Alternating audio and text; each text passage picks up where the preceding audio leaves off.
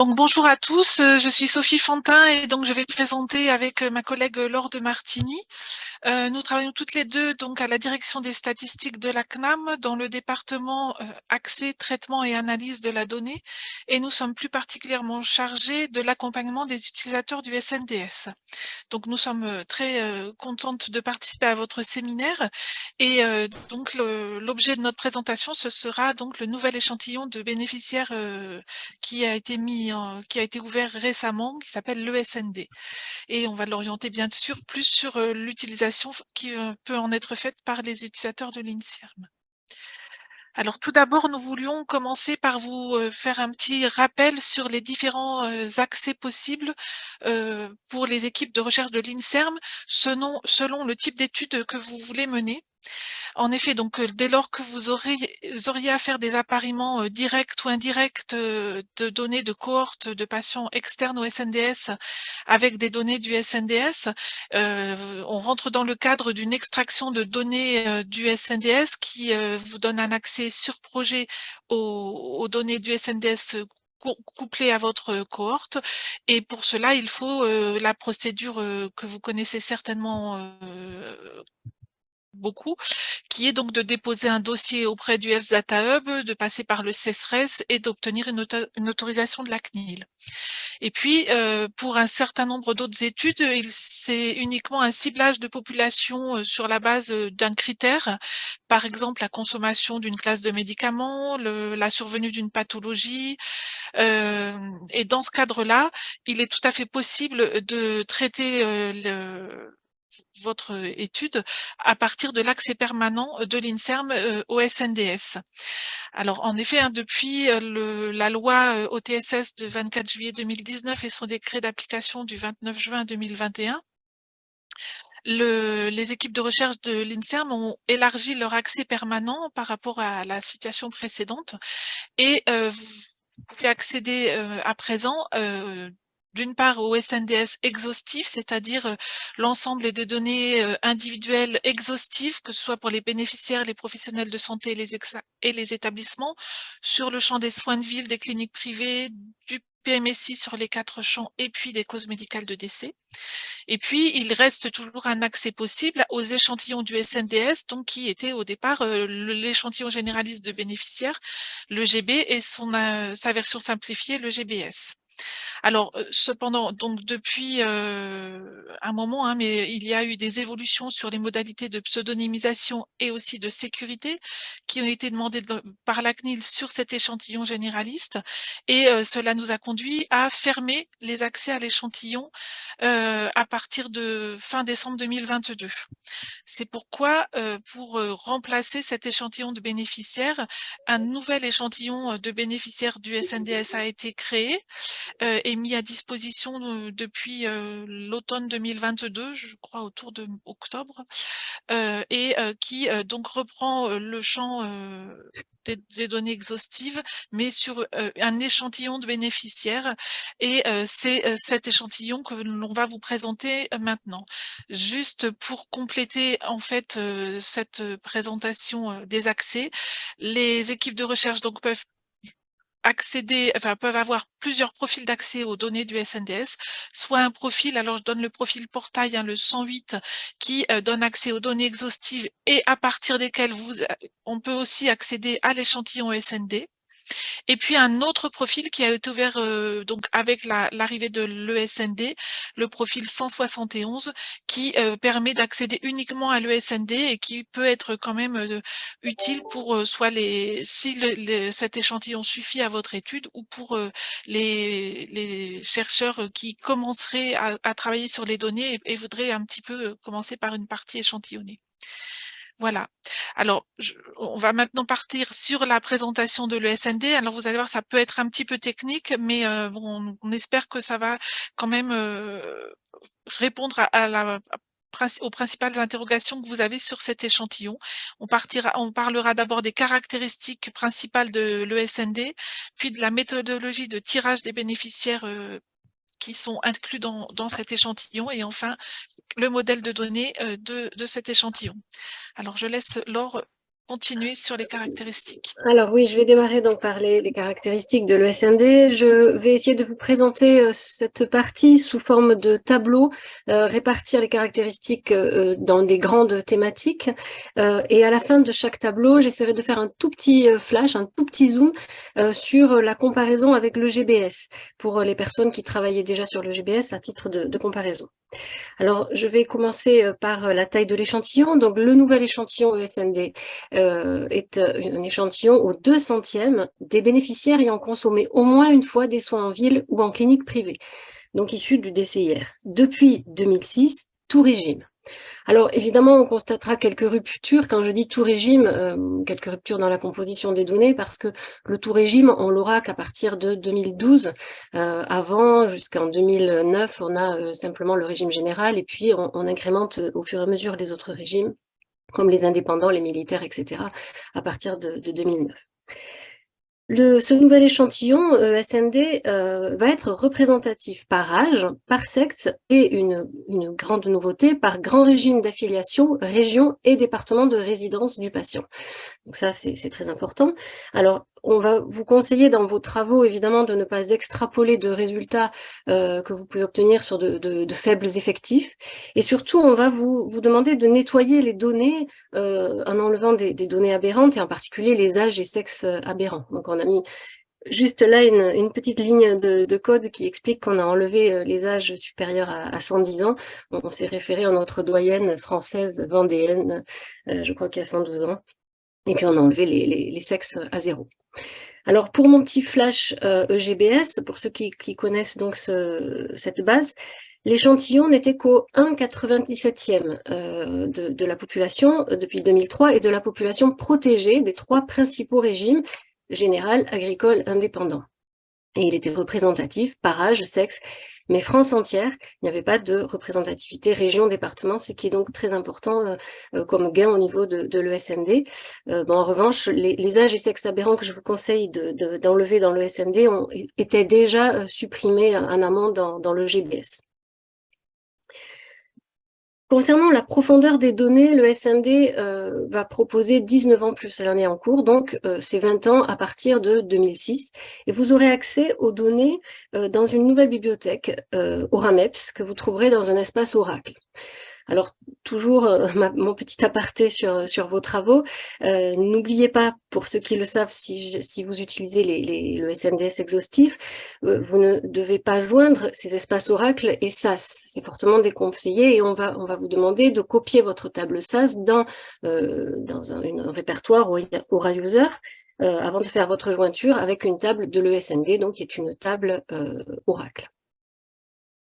Alors, vous connaissiez déjà cela dans le GBS. Pour ceux qui l'utilisaient, il fallait, on déconseillait de joindre l'espace SPD, où se situait le GBS, et l'espace, l'environnement SAS.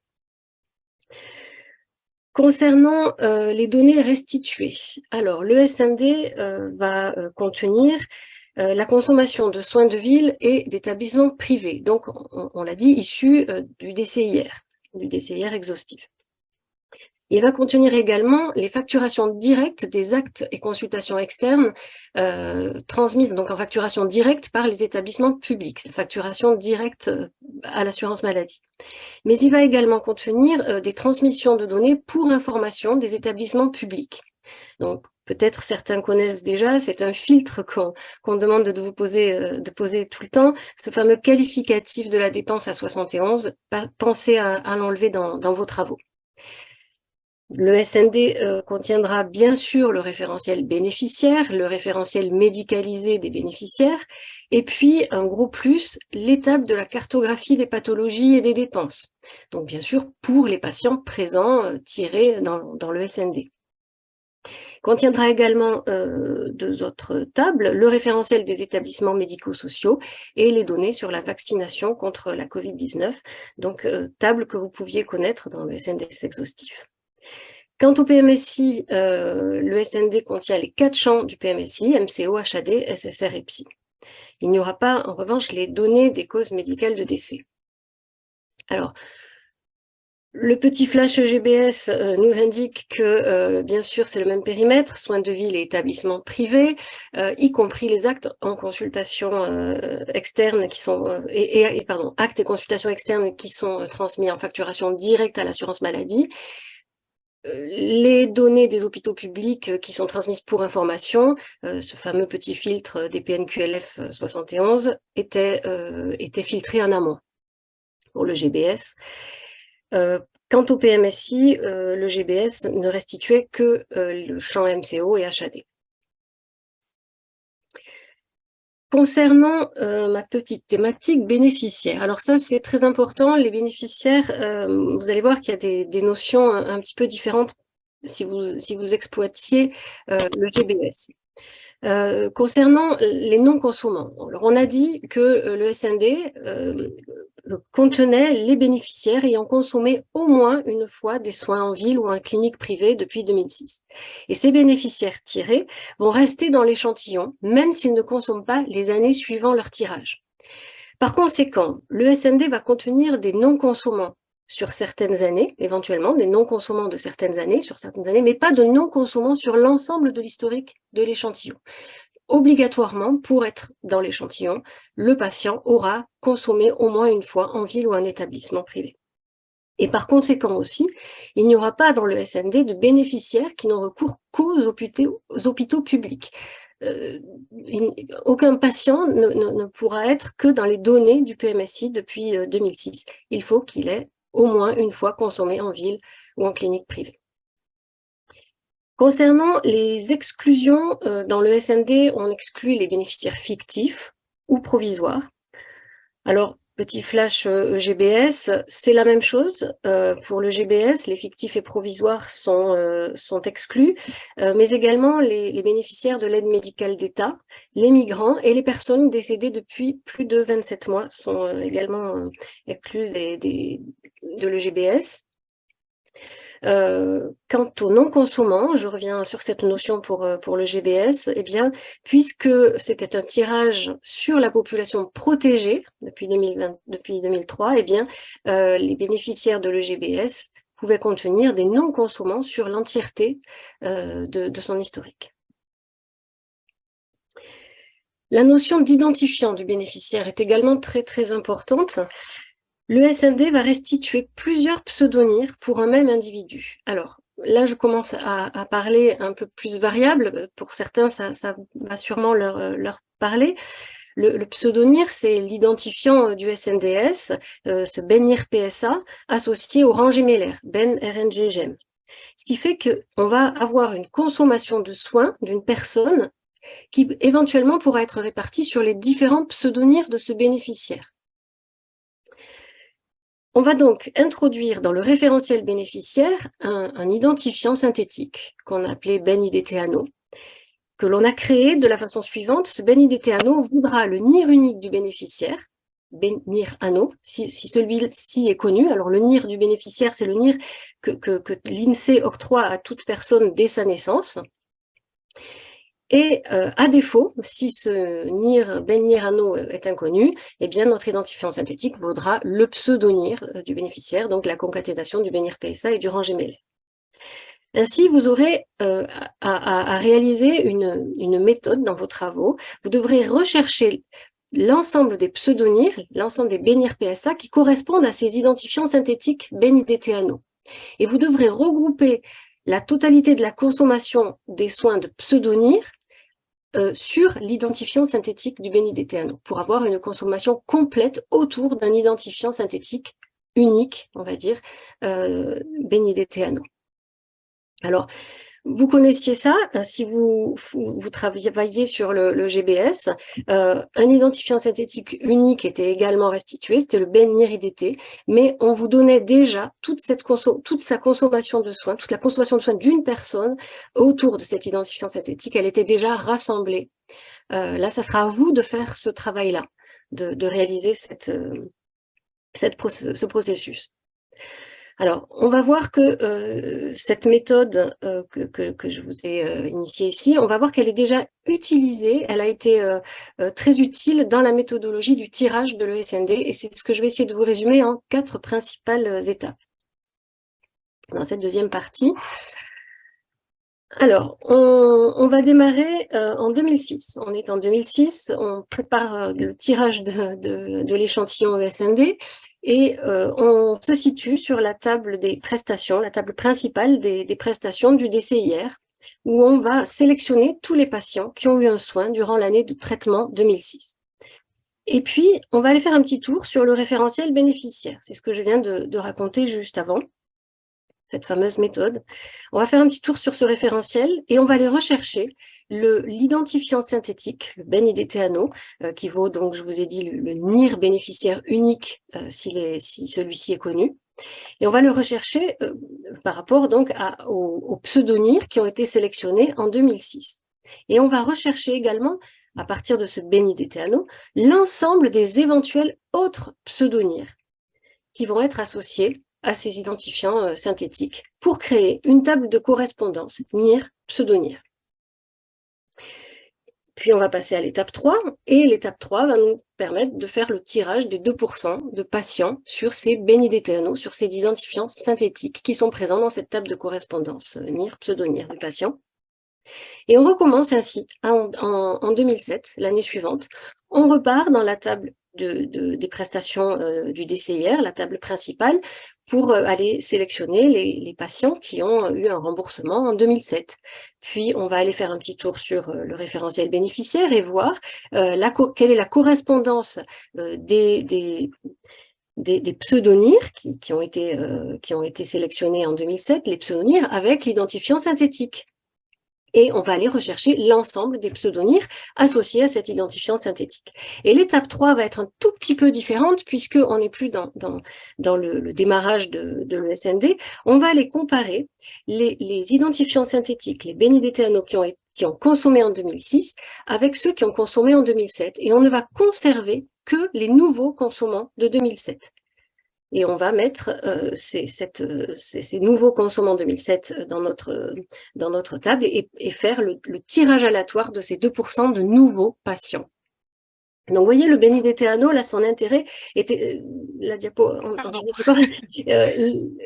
son intérêt était très important parce qu'il a permis de ne pas reprendre la même personne dans un autre tirage une année suivante, si elle avait déjà été tirée, mais au cas où elle changerait de pseudonyme. On la reconnaît autour de son BenIDT-ANO parce qu'on lui a attribué le même BenIDT-ANO, quelle que soit l'année. Donc, effectivement, on continue jusqu'en 2021. Donc, je ne vais pas répéter chaque année, mais ce qui est très important à vous de retenir dans cette méthode, c'est qu'il y a donc un tirage aléatoire de 2% des patients parmi les nouveaux bénéficiaires non consommant les années précédentes. Et on s'assure de récupérer à chaque fois tous les identifiants SNDS connus de chaque personne sélectionnée pour avoir d'une part toute sa consommation dans le SND et pour ne pas la considérer comme un nouveau consommant si elle avait un changement d'identifiant au cours du temps, dans les années ultérieures. Et donc, on aura dans notre petite boîte 2021 les nouveaux consommants 2021 qui correspondront aux consommants 2021 auxquels on exclut les consommants de 2006, 2007, etc. jusqu'à 2020. Donc voilà pour ces 3 étapes et on termine par évidemment la 4e étape, c'est que pour toutes ces BenIDT-ANO qui ont été tous ces identifiants synthétiques qui ont été sélectionnés dans notre table de correspondance, on va aller rechercher depuis 2006 toute leur consommation et sur DCR et sur les 4 champs du PMSI. Et voilà pour redire cet intérêt du BenIDT-ANO qui là nous a permis de regrouper la consommation de soins de plusieurs pseudonymes sous un même identifiant et ainsi d'avoir une consommation complète au cours du temps d'un même patient tiré. Ces 2% donc, du tirage de 2006 à 2021 ont abouti à 1,62 million de bénéficiaires qui ont consommé au moins une fois des soins en ville ou en clinique privée. Comme je vous l'ai dit, une fois sélectionné, le patient va rester dans l'échantillon, les bénéficiaires sont conservés, ils peuvent ne plus consommer, ils peuvent décéder, mais le nombre de bénéficiaires vivants va rester toujours auprès de 2% chaque année. Et la procédure, à partir de 2022, est identique, mais appliquée à chaque trimestre. On va rechercher les consommations des bénéficiaires déjà présents et on va rajouter 2% de nouveaux consommants qui n'avaient pas donc consommé les trimestres précédents. Voilà, je crois que j'ai fait la synthèse de ce tirage et Sophie va prendre la parole pour rentrer peut-être un peu plus dans le détail technique du modèle lui-même. Oui, alors juste pour compléter sur le chargement des données 2022, actuellement, les 3 premiers trimestres 2022 sont chargés dans le SND pour les données de soins de ville. Le 4e trimestre devrait prochainement être chargé et les données du PMSI 2022 seront chargées uniquement lorsqu'on aura l'année 2022 mise à disposition dans le SNDS pour le PMSI. Alors effectivement, je vais rentrer un petit peu dans le modèle de données de l'ESND pour commencer par vous dire que ce modèle, c'est le même modèle que le modèle est utilisé pour les données exhaustives du SNDS, pour ceux qui connaissent ou qui ont déjà accès. Et c'est en partie pour pouvoir permettre aux personnes qui peuvent à la fois travailler sur les données échantillonnées et sur les données exhaustives, de ne pas avoir un modèle différent entre les deux bases, mais d'être finalement sur le même type de requêtes, de travaux. Du coup, la seule différence que vous allez trouver, hormis, comme Laure vous a dit, que c'est dans une bibliothèque à part au RAMEPS, c'est que tous les noms des tables qui correspondent à l'échantillon sont préfixés par ESND. Mais sinon, vous avez exactement les mêmes tables que pour les données exhaustives. Concernant les données de soins de ville et de cliniques privées, donc ce qui correspond au DCIR dans l'exhaustif, on les restitue de la même façon que pour l'exhaustif en 14 tables. Donc une table principale des prestations avec 13 tables de données affinées autour qui sont reliées entre elles par 9 clés de jointure dont la liste est présente là dans ce petit tableau. Et seules les clés de jointure sont répliquées entre les différentes tables. Des informations, un grand nombre d'informations, une majorité d'informations, mais par exemple concernant les bénéficiaires, les professionnels, les dates, etc., ne vont être présentes que dans la table centrale des prestations, qui s'appelle du coup SND, ER, PRSF, et on ne duplique pas les informations dans les tables affinées.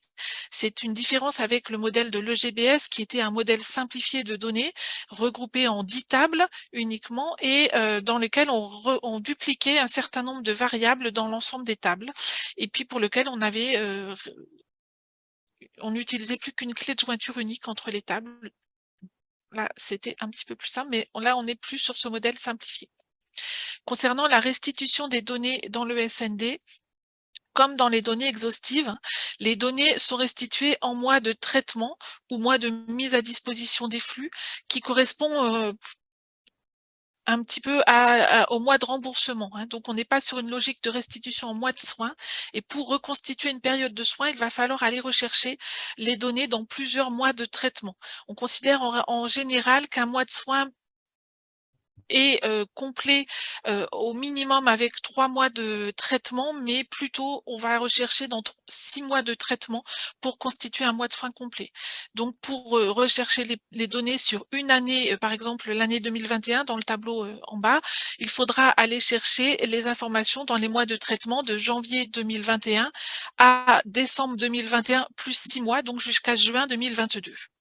L'autre information, c'est que la base est indexée sur une variable qui s'appelle la date de mise à disposition du flux, la variable FLX10DTD, qui correspond au premier jour du mois suivant par rapport à la date de traitement. Donc pour le mois de traitement de janvier 2021, ce sera le 1er février 2021. Et pour optimiser vos requêtes et également pour n'aller attaquer qu'une période restreinte, une partie restreinte des données de ces tables de l'ESND, il est demandé de poser impérativement une condition dans vos requêtes sur cette date de mise à disposition des flux. Et actuellement, on est alors sur l'exhaustif, on demande des extractions annuelles. Sur l'échantillon, on pourrait peut-être être un peu plus sur un peu plus de mois, mais on préfère rester sur des extractions mensuelles, pardon, des données en date de flux. Et pour vous aider à cela, on a mis à disposition récemment un utilitaire qui s'appelle la Magic Loop, qui permet à partir d'une requête écrite et de paramètres mis dans ce programme d'aller rechercher les données par mois de flux sur tous les mois que vous allez indiquer et de concaténer les résultats dans une table finale. Voilà, dans le GBS, vous aviez également cette condition à mettre sur une variable d'indexation des tables, mais les index étaient mis sur les dates de soins et l'alimentation se faisait aussi en date de soins. Donc c'était une petite gymnastique en moins à faire dans les données. Voilà, pour ce qui est de l'alimentation. Concernant les données, les prestations, dans ce modèle non simplifié, on peut trouver plusieurs lignes pour une même prestation concernant un même bénéficiaire à une même date, réalisée par le même professionnel ou le même établissement et prescrite par le même professionnel ou le même établissement. Pourquoi? Parce que on va avoir 3 types de prestations disponibles. La prestation de référence, la PRS-NAT-REF, l'acte de base, la BSE-PRS-NAT et la majoration ou complément d'acte, la CPL-PRS-NAT. Et comme on a 3 types de prestations, en particulier pour les majorations et compléments d'acte, on va pouvoir en avoir plusieurs pour une même prestation. Ici, par exemple, vous avez une majoration de nourrisson, un complément de nuit et une participation forfaitaire, qui fait qu'on va avoir plusieurs lignes pour restituer ces informations-là. Comme on a plusieurs types de prestations, on va aussi avoir pour chaque type de prestation des indicateurs de montant ou de quantité spécifiques à chaque prestation, chaque type de prestation. Et du coup, il va falloir utiliser des règles de gestion spécifiques pour pouvoir calculer des indicateurs sur l'ensemble des données, que ce soit pour les montants, payés, remboursés, etc.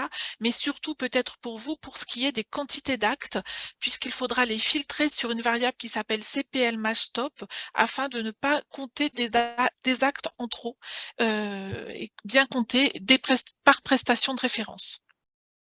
Donc dans les GBS, vous aviez une seule observation, enfin une prestation a été regroupée sur une seule ligne et les majorations et compléments d'actes étaient également regroupés en une seule modalité, donc on ne pouvait pas faire la différence entre ces différentes majorations et compléments d'actes, mais vous aviez donc une modélisation sur une seule ligne pour une seule prestation.